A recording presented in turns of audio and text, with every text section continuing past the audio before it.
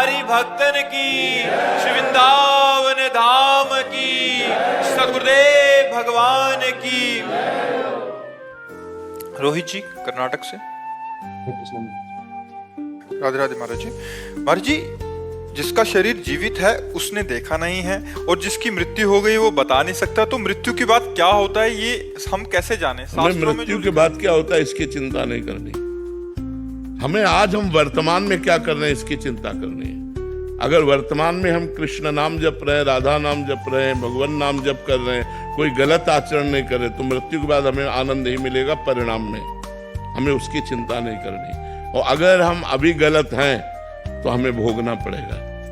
देखो, अभी आज हम नाम जप कर रहे हैं, आप नाम जप कर रहे हैं, या जो भी धर्म से चल रहा है, लेकिन शरीर में पीड़ा है, किडनी फेल है, कष्ट है, इसका मतलब है कि आज का तो नहीं है ये, तो कल कब गलत किए हमें पता नहीं। पिछले जन्म में या 100 जन्म के पीछे कभी तो हमने गलत किया ना, तो वो कर्म तब तक सुरक्षित रखा रहा भगवान के पास और हमको दंड दे रहा। आज यदि हम गलत करेंगे तो हमको दंड मिलेगा।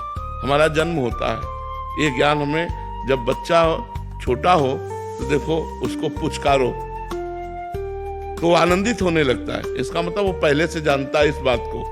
और उसको ऐसे करो तो रोने लगेगा वो, उसके मुंह में दुग्ध की बोतल लगाओ वो पीने लगेगा। इन सब बातों से पता चलता है पूर्वाभ्यासी है, इसको ज्ञान है। नहीं, बच्चा कैसे जाने कि दूध अंदर कैसे पिया जाता है, उसको ज्ञान है। वो भय और प्रेम को जानता है, मतलब उसको ज्ञान है। इसका मतलब ये नया आदमी नहीं है, नई पोशाक है। अभी बच्चे की पोशाक है, लेकिन ये पुराना है, इसको पूरा ज्ञान है। तो हम मनुष्य जन्म प्राप्त करते हैं, लेकिन पीछे बहुत से जन्म कराए हैं जो कर्म, वो हमको भोगने पड़ेंगे। अब हमको वर्तमान को सुधारना है। हमारी बुद्धिमानी है, आज हमारा सुधरना चाहिए। आज सुधरेगा तो कल हमारा अच्छा होगा, और कल जो गलत हुआ है वो मिट जाएगा। तो आज अच्छा कैसे होगा?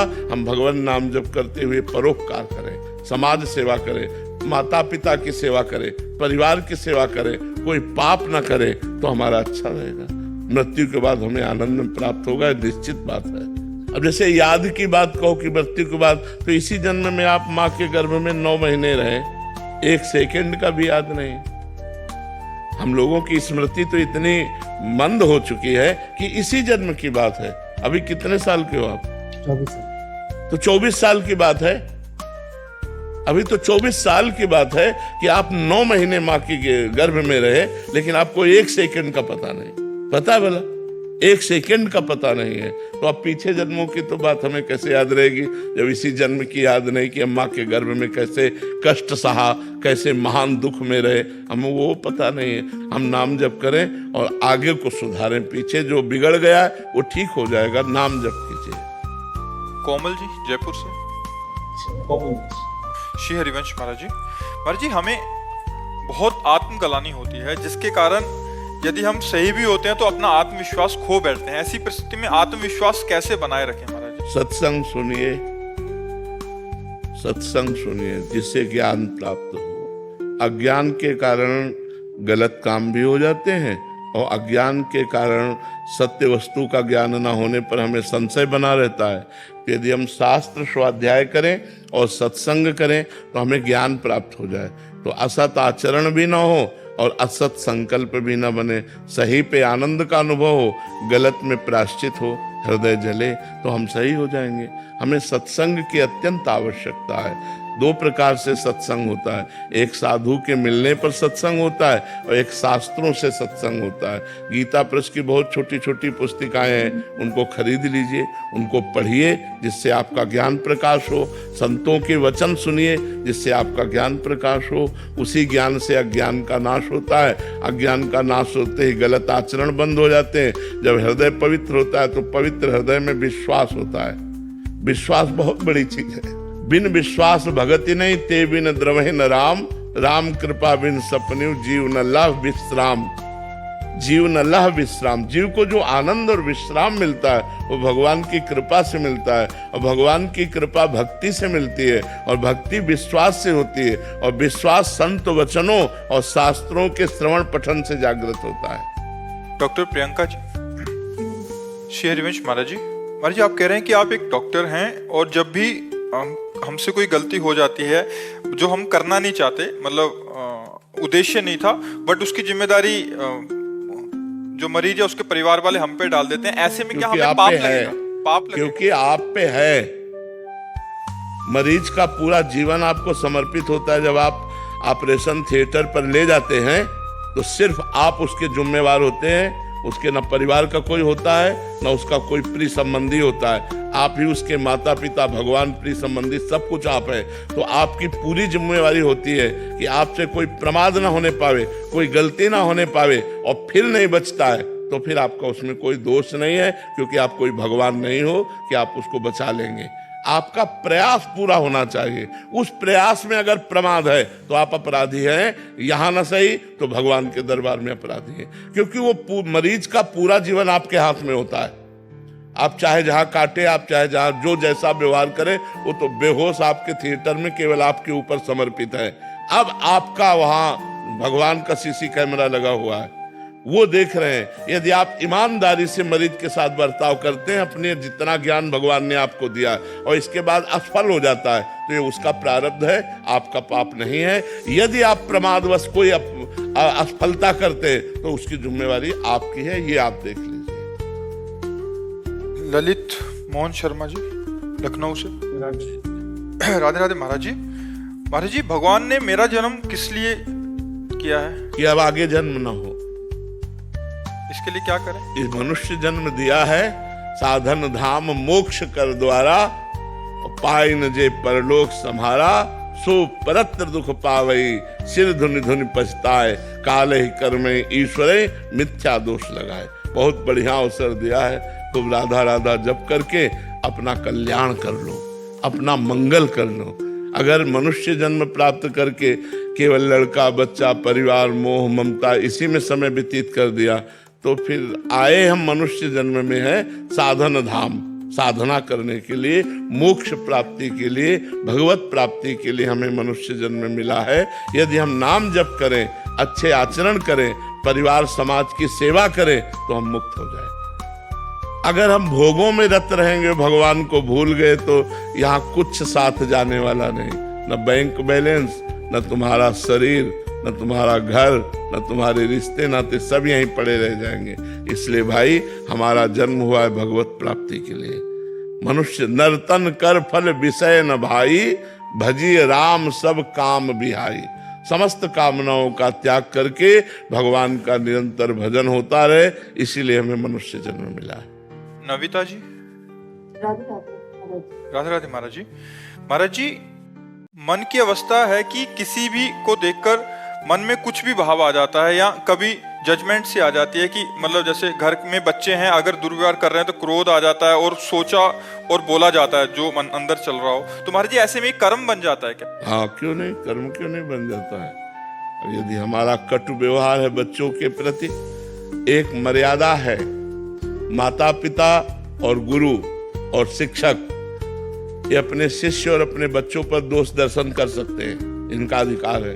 गुण और दोष दर्शन करके दोषों के त्याग के लिए उचित दंड का विधान कर सकते हैं। जैसे गुरु है अपने शिष्य पर, माता पिता है अपने बच्चों पर, उनका दोष निवारण करने के लिए दंड विधान कर सकते हैं। इसके अलावा अगर आपने अपना स्वभाव ऐसा बनाया कि हर बार में क्रोध, हर बार में, तो आप अपने स्वभाव के अनुसार कर्म कर रहे हैं, फिर उसका आपको परिणाम भोगना पड़ेगा। हमें क्रोध करने का नाटक करना है, लेकिन थोड़ी ही देर में हमारा हृदय शीतल है, उसको आशीर्वाद दे रहा है, और उसको फिर बुलाकर, देखो समझ रहे हो ना, आज के बाद गलती नहीं, कोई गलती नहीं, चलो आगे चलो। सुधार के लिए माता पिता, गुरु, अध्यापक ये थोड़ा क्रोध का प्रदर्शन करते हैं। क्रोध नहीं होना चाहिए, क्रोध तो पाप का मूल है। अगर क्रोध करेंगे तो बड़े दोष उत्पन्न हो जाएंगे, हिंसात्मक वृत्ति आ जाएगी, कटुवचन निकलेंगे, गाली निकलेगी, सो ठीक नहीं है। महाराज जी, समझ के किया हुआ क्रोध में कोई कर्म नहीं बनता? नहीं, उसमें हम अपने कर्तव्य का पालन कर रहे हैं। जैसे एक बड़ा अधिकारी है और 50 लोग उसके अंडर में है, और उनमें कोई प्रमाद कर रहा, अपने कर्तव्य का पालन नहीं कर रहा, तो उसे क्रोध का नाटक करना पड़ेगा।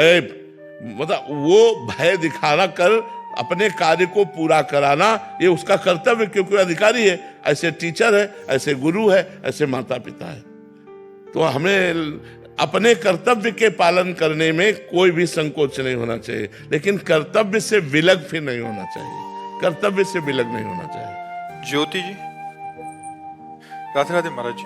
महाराज जी, सांसारिक चीजों को देख के परिवार वाले सरकारी या अच्छी नौकरी के लिए प्रेरित करते हैं, जिसके लिए भजन छूटता है, पर ये मन सिर्फ उतना ही कमाना चाहता है जिससे बस गुजारा सा हो हाँ, जाए। तो हमें चाहिए कि हमें प्रयास करना चाहिए, सरकारी नौकरी के लिए, व्यापार के लिए, हमें धन के लिए प्रयास करना चाहिए। हमारा मनुष्य शरीर मिला है, समाज सेवा, परिवार सेवा बिना धन के हो नहीं सकती। तो हम नाम जप करते हुए यदि प्रयास कर रहे हैं तो वही तो हमारी उत्तम बात है। नाम जप कैसे छूट जाएगा? जैसे श्वास लेना रुक गया तो हम मर गए, ऐसे हर श्वास में राधा राधा का अभ्यास करो, और चाहे फावड़ा चलाओ तो भी भजन होता रहेगा, ऑफिस में जाओ तो भजन होता रहेगा, व्यापार करो तो भजन होता रहे। हर समय बातचीत थोड़ी होती रहती है। जब बातचीत हुई तो व्यापार हुआ, वो भी भगवान को समर्पित है, शेष समय नाम जप कर रहे हैं, बहुत बढ़िया। चाहे नौकरी हो, चाहे व्यापार हो, चाहे कोई कार्य हो।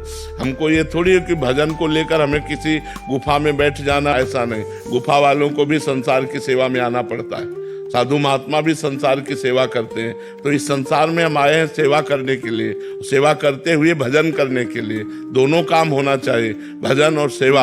ये नहीं है कि हम भाई नाम जप का बहाना लेकर के सब काम छोड़ दिए और बैठ गए, ऐसा नहीं। ऐसा साधु महात्माओं के लिए भी नहीं। तुम यज्ञ कराओ, तुम धर्म की स्थापना करो, चलो समाज में जाओ, प्रवचन करो, समाज को सुधारो, ये सब कर्तव्य भगवान देते हैं। देखो, शरीर पीड़ित होते हुए भी हम अपने कर्तव्य का पालन कर रहे हैं। हम कोशिश करते हैं जब तक दम रहेगी तब तक आपके बीच में आएंगे और आपसे बात करेंगे। अब जब दम ही नहीं रही तो भगवान जाने। फिर सुरेंद्र गुप्ता जी, जयपुर से। राधा वल्लभ श्री महाराज जी, आपके चरणों में कोटि कोटि प्रणाम।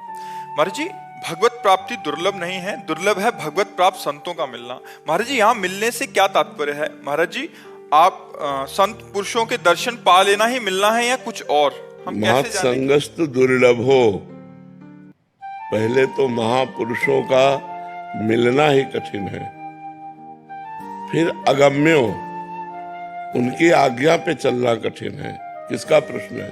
और यदि आज्ञा का पालन कर ले गए तो अमोघस्य, निश्चित भगवत प्राप्ति हो जाएगी। तो महापुरुषों का मिलना कठिन है। महात्मा जो भगवान में निरंतर चित्त जोड़े हुए हैं, विषय प्रपंच से ऊपर उठे हुए हैं, सबको भगवान का स्वरूप समझते, समदर्शी हैं, किसी से कोई अपेक्षा नहीं, हर समय मननशील हैं, ऐसे महात्मा का मिलना मुश्किल है।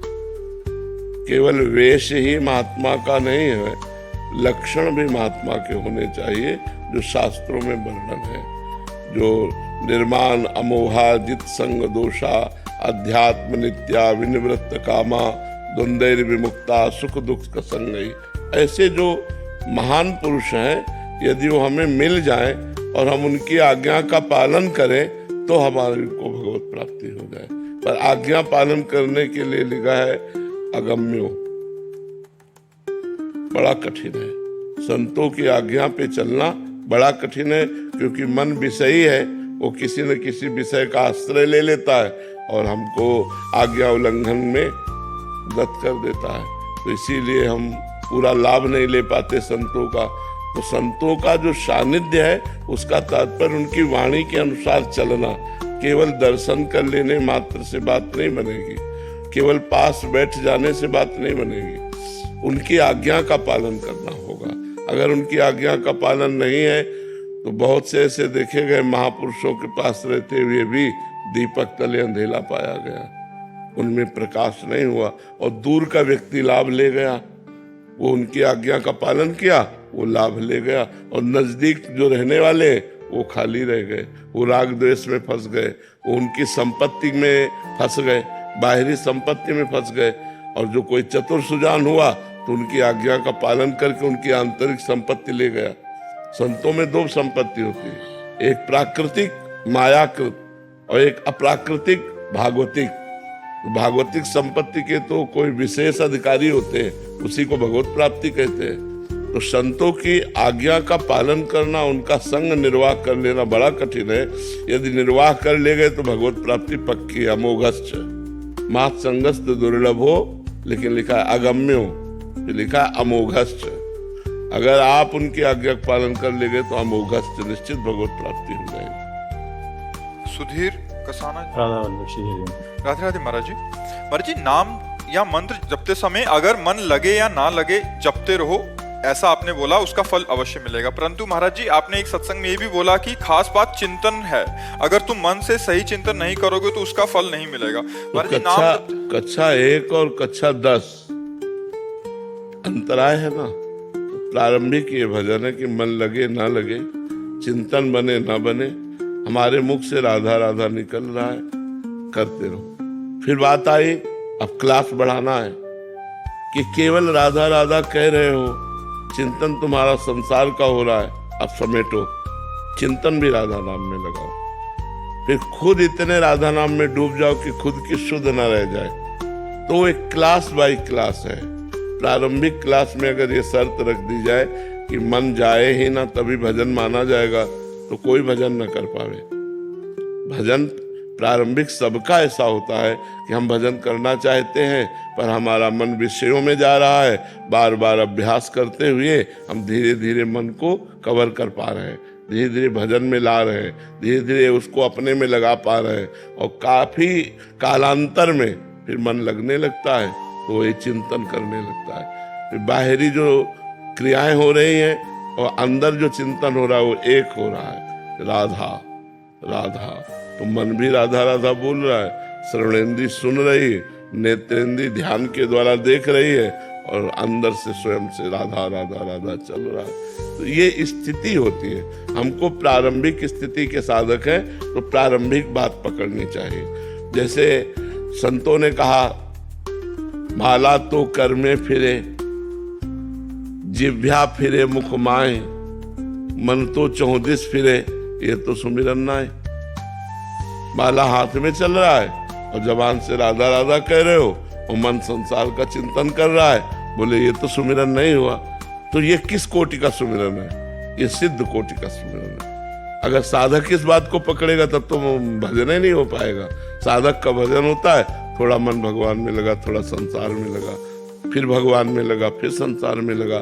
ऐसे बहुत काल तक जब अभ्यास किया तो धीरे धीरे उसे अधिक समय भगवान में लगा पाए, फिर पूरा समय भगवान में लग जाता है, तो वही सिद्ध हो जाता है। तो इसलिए हमको साधक बन के चलना चाहिए। रजत मिश्रा जी भोपाल से। राधे राधे श्री हरि। राधे राधे महाराज जी। महाराज जी, क्या हमारे जीवन में आगे बढ़ने के लिए पुराने सारे प्रारब्धों का नष्ट होना जरूरी है, और क्या बिना उसके नष्ट हुए हम जीवन में आगे नहीं बढ़ सकते? हाँ, अगर अशुभ प्रारब्ध हैं तो बाधा तो पहुंचाएंगे ही। उनका कार्य ही है आपको असफल करना, उनका कार्य है आपको विपत्ति में फंसाना, आपको दुख देना। तो हरि स्मृति सर्व विपद विमोक्षणम। यदि भगवान का स्मरण किया जाए, भगवान का नाम जप किया जाए, तो समस्त विपत्तियों में रहते हुए भी, हम ये नहीं कह सकते कि नष्ट हो जाएंगी, रहते हुए भी आप सुख पूर्वक उनको पार कर सकते हैं। क्योंकि प्रारब्ध बहुत वज्र की लीक होता है, प्रारब्ध मिटना बड़ा कठिन होता है। नहीं इतने बड़े बड़े संतों को भोगना ना पड़े। मान लो आप लोग तो 10 माला 20 माला जपते हैं और रात दिन जो भजन करते हैं, उनके शरीर में जो कष्ट आते हैं वो प्रारब्ध से ही तो आते हैं। तो प्रारब्ध इतना प्रबल है कि बड़े बड़े भजनानंदियों को भी कष्ट भोगने के लिए मजबूर कर देता है। पर उस कष्ट में भी भजन के प्रताप से वो आनंद मगन होकर के निकल जाते हैं, ये बात जरूरी है। भजन नहीं करोगे तो वो कष्ट आपको रौंद डालेगा, वो आपको डिस्टर्ब कर देगा, आपको व्यथित कर देगा। लेकिन यदि भजन चल रहा है तो भारी कष्ट में भी व्यथा उतनी पीड़ित नहीं करेगी, एक आनंद बना